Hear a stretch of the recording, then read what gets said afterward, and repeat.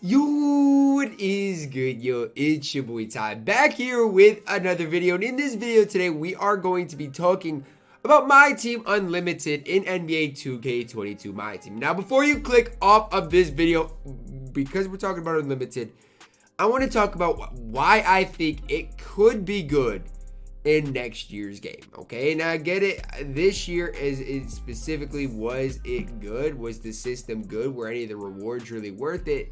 No. But next year, heading into next year, I do have high hopes for it. And if you're wondering why, we're going to go over that in this video.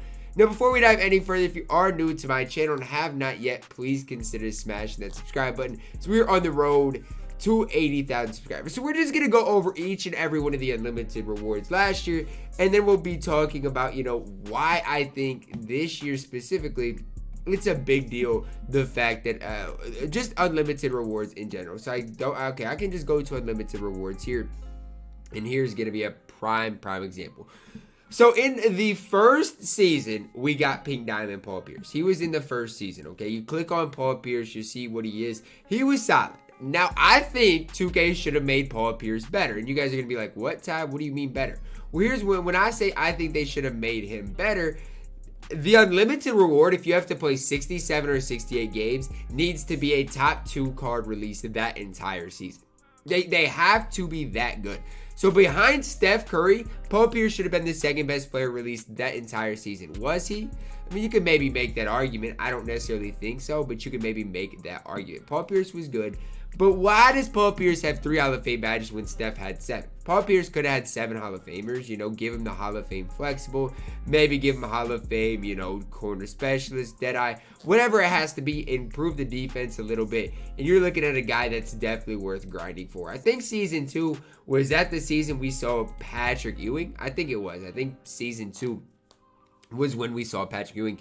Now, this unlimited reward was terrible, right? He was just terrible. If you look at the season 2 rewards, which I'm gonna go here and show you guys, they were not good in general, but Patrick Ewing was just never really like that. That's just kind of what I'm trying to say to you guys. Like, if you look at season 2, you got Jaylen Brown, already better than Patrick Ewing. We also got guys like Bob Love, who is just as good, if not better than Patrick Ewing. You got guys that got released that day, like Pistol Pete, who is better than Patrick Ewing. And then I think Blake was the reward as well. But here's the thing with Patrick Ewing.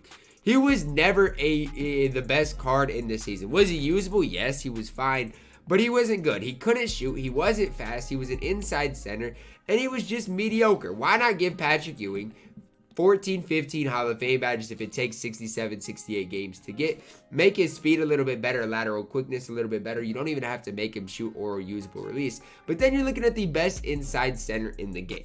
That's what I'm trying to get at with 2K. We'll go to the season 3 unlimited reward was Iggy, who was again just okay, not really that great. Here's season 3 for you guys. We got Dwayne Wade, right? Dwayne Wade is so much better than this Iggy was. KD day 1 was better than Iggy was, and that's the problem. Mo Lucas probably was better than Iggy was too. So you get these cards like Iggy who just aren't really anything, right? You get these unlimited rewards, and here's what here's gonna be my driving point.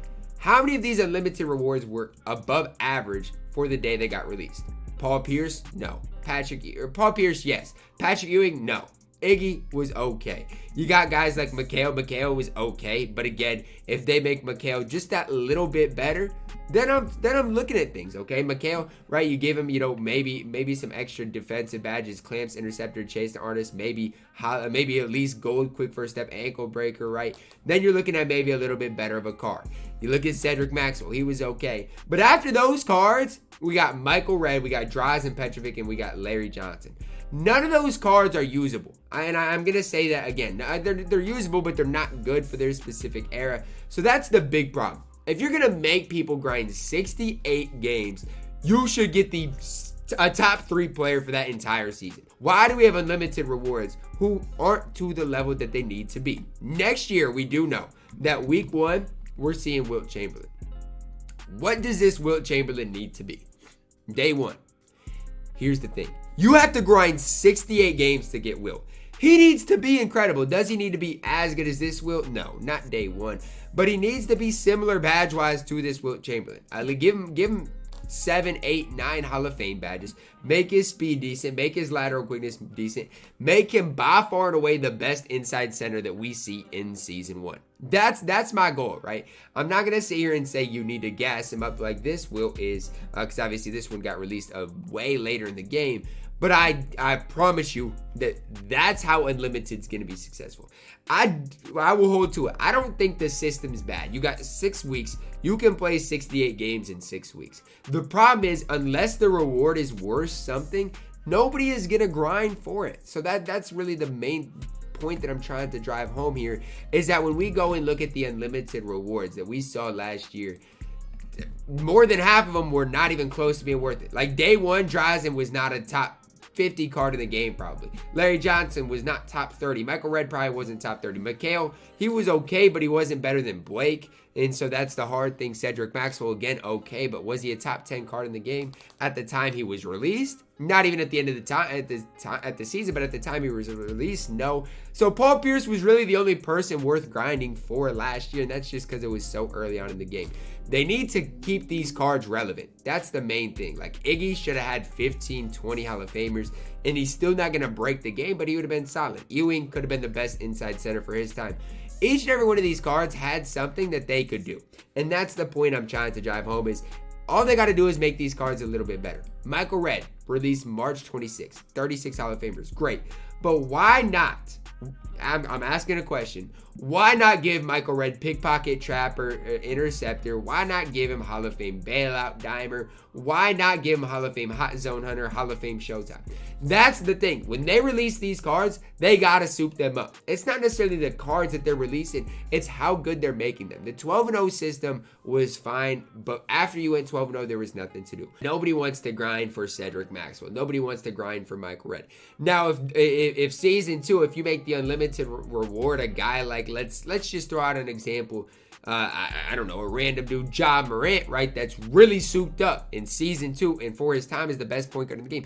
People are gonna want to grind for that, and that's gonna make people want to be good at the game. I get it. It's a reward system, but it's not RNG. Okay, that's the first thing I want to say. Secondly, it's free. So those are the things that I want to see 2K go to. Do I think they will maximize Unlimited? Probably not. But I don't think it's the system that's broken. I don't. Heck, even if we had 12-0s back, right? Even if we had 12-0s back, how many of these guys are worth going 12-0 for? No, yes, maybe, no. So that's the problem, right? Half these guys aren't even worth going 12-0 for, so it's not necessarily the system. It's the players. Last year we had Glenn Rice was soup. Last year we had all these guys, Wilt, that was soup for his time. This year they just really swung and missed on the Unlimited rewards. And if these Unlimited rewards are souped up next year, expect Unlimited to keep, be a better mode, a more fun mode to grind. But let me know down below in the comments. Do you guys agree with my opinion and take on this, or do you guys disagree and just think Unlimited system is broken? I wish they would have done something completely different with MyTeam Unlimited, but I don't think the system's that broken. 67 games and over 40 days is not the end of the world. It's just they've got to improve the rewards. Drop a like on the video, subscribe if you are new, and as always, man, I love you guys and have a blessed day.